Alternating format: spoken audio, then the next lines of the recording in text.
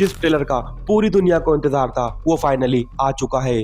और यकीन मानिए इस ट्रेलर में जितने सीक्रेट्स छुपे हैं उतने शायद इन्फिनिटी वॉर और एंड गेम के ट्रेलर में भी नहीं थे। डॉक्टर डूम का पहला बड़ा हिंट, एवेंजर्स की शॉकिंग टीम अप, मल्टीवर्स का सबसे डेंजरस कोलैप्स और कुछ ऐसे हिडन ईस्टर एग्स जो शायद आपकी नज़र से मिस हो गए हैं। आज हम अवेंजर्स डूमडे के नए ट्रेलर को frame by frame break down करेंगे, हर सीन के पीछे का हिडन मीनिंग समझेंगे, कॉमिक से कनेक्शन देखेंगे और ये भी जानेंगे कि मार्वल हमें किस डायरेक्शन में ले जा रहा है। इसलिए वीडियो को एंड तक जरूर देखना क्योंकि लास्ट थ्योरी आपका दिमाग हिला देगी। ट्रेलर की शुरुआत एक अजीब सी साइलेंस से होती है। स्काई डार्क है, सिटीज ऑलमोस्ट खाली दिख रही है और बैकग्राउंड में सिर्फ डिस्ट्रक्शन की आवाज सुनाई दे रही है।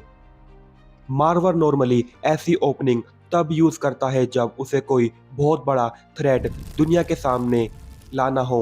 इन्फिनिटी वॉर में भी एटमॉस्फेयर इसी तरह हैवी था।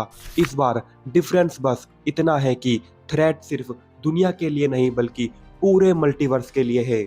ये पहला ही शॉट हमें बताता है कि अवेंजर इस बार पहले से भी ज्यादा हेल्पलेस होने वाले हैं। अब ट्रेलर का सबसे इंटरेस्टिंग मोमेंट आता है। आप नोटिस करोगे स्काई में क्रैक्स देखे जा सकते हैं। ये कोई नॉर्मल क्रैक्स नहीं है, मार्वल कॉमिक्स में इसे इनक्रशन कहा जाता है।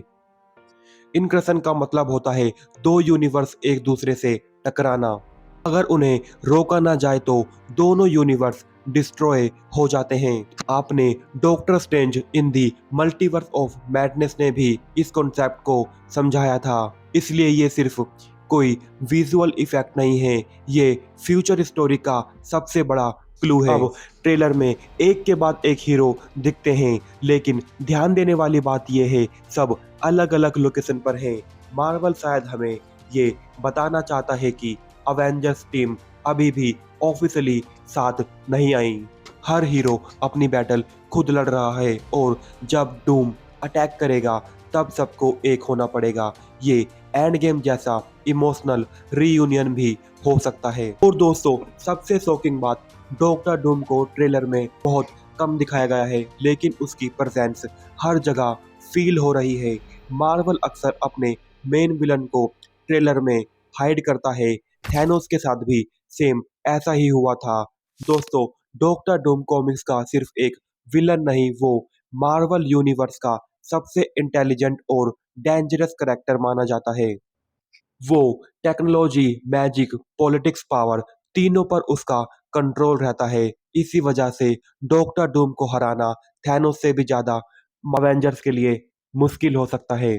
तो दोस्तों अब बात करते हैं उन डिटेल्स की जो शायद आपने नोटिस भी नहीं की। ग्रीन एनर्जी फ्लैश होती है और कई फैंस का मानना है कि इसका कनेक्शन लोकी या टाइम वेरिएंस अथॉरिटी से हो सकता है।